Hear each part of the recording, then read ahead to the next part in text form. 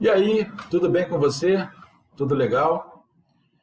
Bom, hoje é dia da gente conversar um pouquinho com vocês a respeito de endodontia em seção única. Você sabe o que é endodontia em seção única? Sabe quando se utiliza esse conceito de seção única? Vamos falar de uma maneira bem resumida, bem direta e objetiva sobre endo e seção única na nossa visão, na visão da equipe Núcleo Endo. Eu sou o professor Leonardo Barroso, sou membro da equipe Núcleo Endo e hoje a gente vai conversar sobre esse assunto. Gente, endo e seção única é o sonho de todo profissional.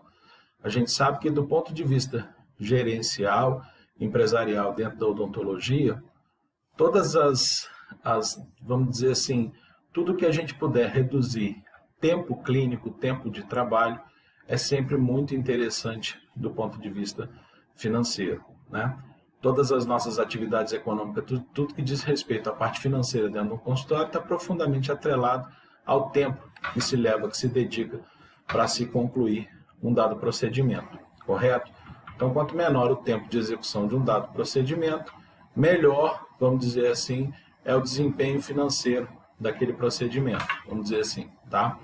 Bom, mas o que acontece? Quando a gente pensa em endodontia, a gente tem que pensar também que, assim, em primeiro lugar, a nossa missão é restabelecer saúde dos nossos pacientes. Então, existem duas grandezas aí que, aparentemente, no início, são opostas, que é biologia e tempo.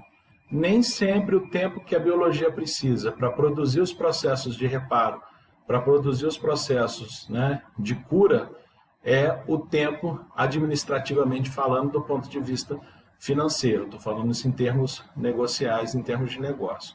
Tá? Então, a gente precisa sempre levar, em primeiro lugar, em consideração a biologia no que diz respeito ao processo que cada paciente precisa, né, ter para que se alcance o reparo. A gente tem situações dentro da endodontia que são situações complexas, que exigem um tempo maior de execução, um tempo maior de modificação do microambiente dentro do canal radicular, e isso, na grande maioria das vezes, não se consegue com apenas uma sessão de endodontia, correto? Então, o que acontece? Gente, o conceito de endo e seção única ele foi turbinado principalmente na Segunda Guerra Mundial, durante a Segunda Guerra Mundial e durante a Guerra do Vietnã, principalmente pelos profissionais americanos. Por quê? A ideia era que o soldado que tinha dor de dente lá no fronte de batalha não podia voltar para o hospital de campanha para fazer tratamento de canal, para cuidar do dente, etc., esperar um tempo para depois ele voltar. Não, ele tinha que voltar, ser tratado e voltar e já imediatamente retornar para o fronte de batalha.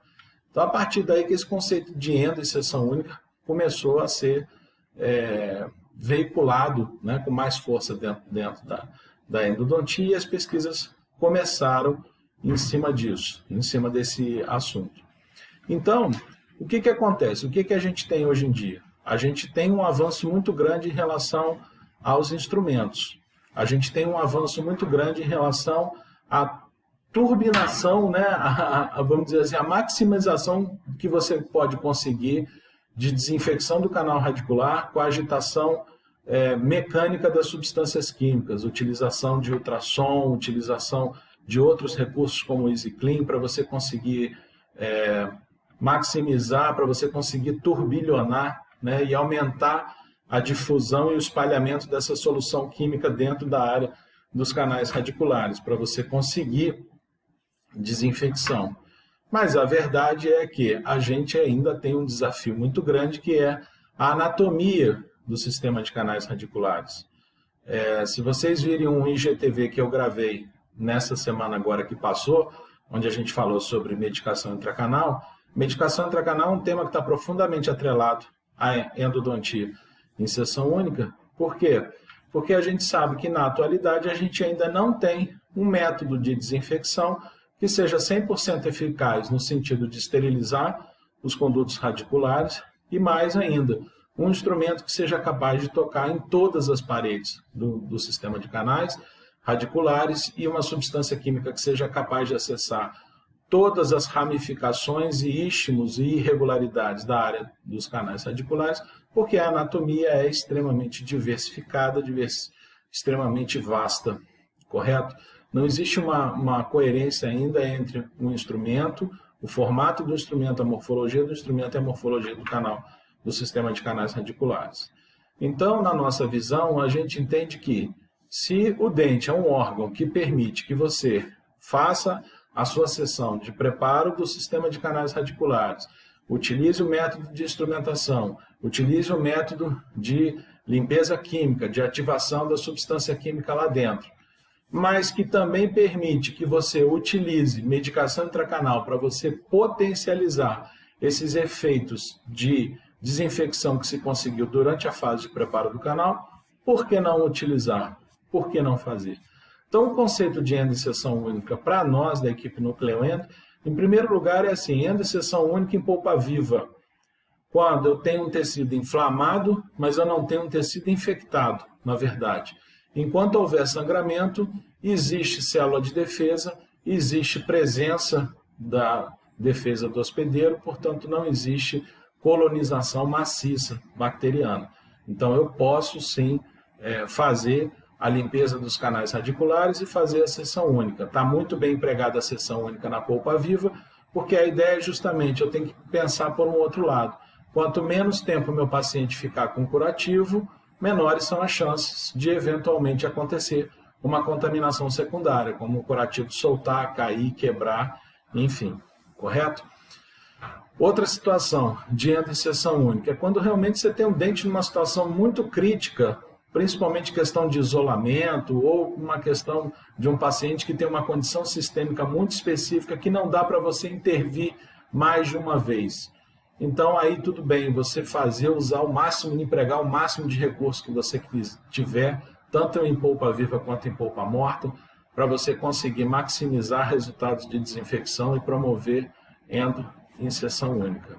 Agora, de resto, em condições normais, né, nos pacientes em condições normais, lesões periapicais, necrose pulpar com lesões periapicais, episódios de reabsorções, etc. e tal, né, sequelas de trauma e tudo mais, eu acredito que sempre seja interessante a gente procurar usar a medicação intracanal e a gente maximizar esses efeitos de desinfecção que a gente conseguiu durante o preparo do canal radicular. Tá legal?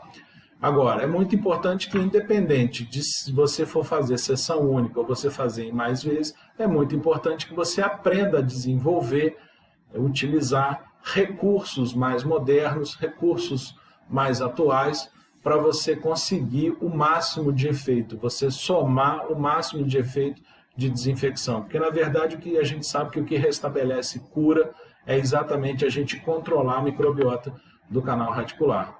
Controlada a microbiota do canal radicular, o potencial de reparo dos tecidos apicais é maravilhoso, né? O organismo por si só ele se auto-organiza e se auto-regenera. Beleza? Eu estou aqui sempre à disposição de vocês. Vocês sabem, toda semana praticamente a gente faz um IGTV falando sobre algum tema de endodontia. A gente tem o Podcrendo, que é o podcast agora da equipe Núcleo Endo, onde a gente também aborda esses temas de endodontia. E aguardo você no nosso próximo vídeo. Fique ligado e fique atento no nosso curso de aperfeiçoamento em endodontia 100% online. Você pode sair da sua zona de conforto sem precisar sair de casa. Pensa nisso. Valeu. Até o próximo vídeo.